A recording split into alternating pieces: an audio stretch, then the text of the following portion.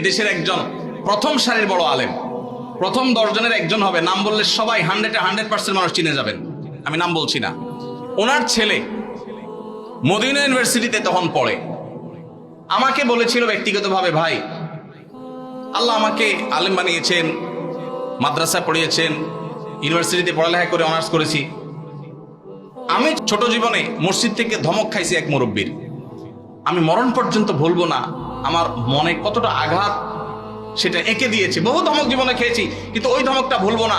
মসজিদে গিয়েছি বহুত আবেগ নিয়ে, অনুভূতি নিয়ে, একটু দুষ্টামি করেছি, যেই ধমক খেয়েছি আমার ভেতরটা কেঁপে উঠছে।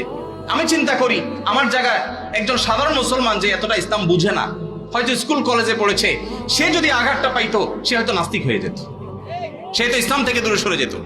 এই জন্য মসজিদ থেকে বাচ্চাদেরকে ধমক দিবেন না। আদর্শ মসজিদের জন্য, বাচ্চাদের জন্য, যুবকদের জন্য, এমনকি মা বোনদের দ্বীনি শিক্ষার জন্য চিন্তা ভাবনা, ফিকির, তাদের জন্য পর্দা, প্রাইভেসি রক্ষা করে কিভাবে তাদেরকে দিনদার বানানো যায়, ফরজে আইনের ইলম শেখানো যায়, সেই ব্যবস্থাপনা থাকতে হবে।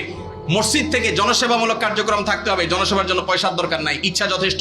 আমি একটা ক্যাম্পেইন শুরু করছি, প্রত্যেক এলাকায় যুবক ভাইয়েরা ইমাম সাহেবদের নেতৃত্বে এলাকা পরিচ্ছন্নতা অভিযানে নেমে যান।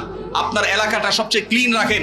প্রতিদিন এক ওয়াক্ত নামাজের পরে 10 মিনিট করে এলাকা ভাগ করে নেন। সারের বস্তায় করে সব ময়লা গালা কুড়িয়ে এক জায়গায় এনে সেটাকে জ্বালিয়ে দেন বা শেষ করেন, এলাকাকে পরিচ্ছন্ন করেন। আরো হাজারটা কাজ করা যায় পয়সা কড়ি ছাড়া।